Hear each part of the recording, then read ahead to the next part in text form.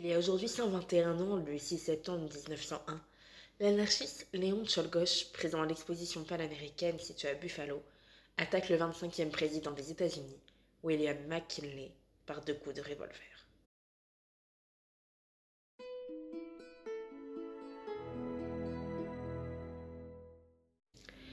Élu une première fois en 1996, William McKinley est réélu président des États-Unis d'Amérique à la fin de l'année 1900. Peu après sa cérémonie d'investiture du 4 mars 1901, il entreprend une tournée de 6 semaines dans le pays, malheureusement interrompue en Californie, la première dame, Ida McKinley, étant tombée malade. La visite de l'exposition panaméricaine, une exposition internationale qui eut lieu dans l'État de New York du 1er mai au 2 novembre 1901, qui devait être le point final de l'excursion en juin, est donc repoussée au mois de septembre 1901.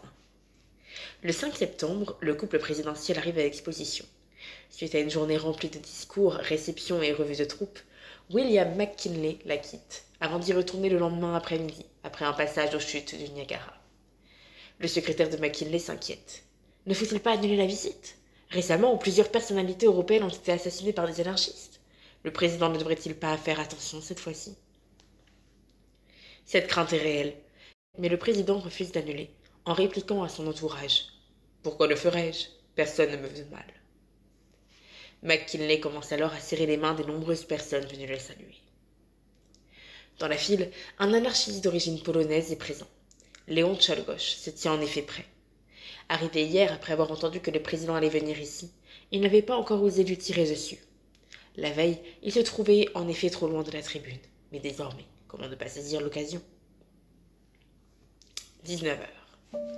McKinley continue de serrer quelques mains, alors que son secrétaire n'est plus avec lui. Czolgosz se retrouve face au président et appuie 2 fois sur la détente du revolver qu'il dissimulait dans l'une de ses mains, sous un foulard blanc.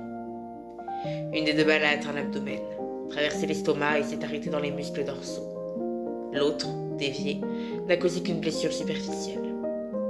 Toutefois, on ne sait pas à cet instant où sont réellement arrivées les balles.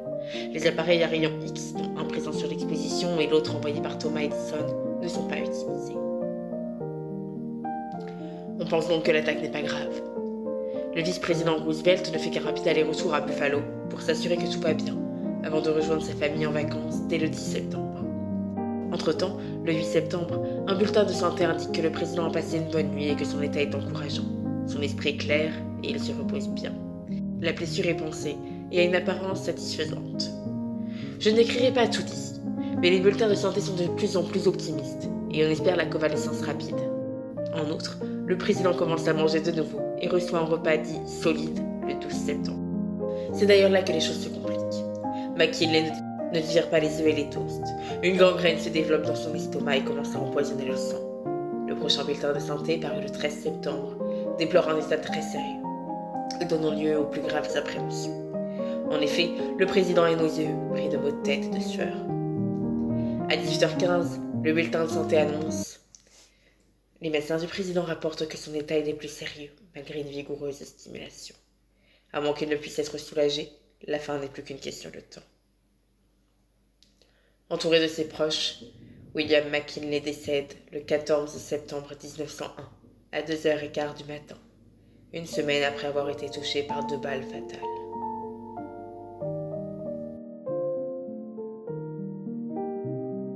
Voici donc comment le 25e président des États-Unis d'Amérique décède assassiné.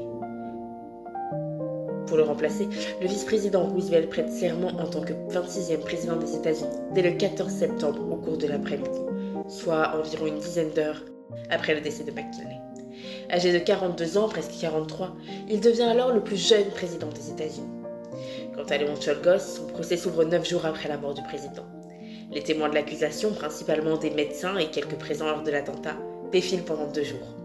Après une demi-heure de délibération le 26 septembre, l'anarchiste est condamné à la peine de mort et rejoint le pénitencier d'Auburn, où il décède par électrocution le 29 octobre 1901. Avant son décès, il exprime toutefois quelques remords, en indiquant que, s'il fallait le faire, il ne le referait pas. Suite à cet attentat, la sécurité des présidents est renforcée. Le Secret Service en prend le contrôle. En outre, l'Anarchist Exclusion Act est voté début 1903, ce qui empêche d'admettre aux États-Unis certaines catégories de personnes, dont des personnes qui ont été reconnues coupables d'un crime ou autre délit, impliquant la turpitude morale. Je cite également les polygames, anarchistes ou personnes qui croient ou prônent le renversement par la force ou la violence du gouvernement des États-Unis, ou de tout gouvernement, ou de toute forme du droit, ou l'assassinat d'agents de la fonction publique. Cet acte permet également de renvoyer chez eux, entre guillemets, personnes qui rentreraient dans cette catégorie et seraient déjà présents sur le territoire des États-Unis. Voilà, c'est tout pour aujourd'hui et c'est déjà bien, je crois. Nous espérons que cette vidéo un peu complexe vous aura intéressé et que le sujet vous a plu. N'hésitez pas à nous le dire en commentaire et à nous demander si vous le souhaitez, une ou des vidéos complémentaires sur un des faits que nous avons évoqués. N'hésitez pas également à liker ou à partager cette vidéo et on vous dit à très vite pour une nouvelle émission.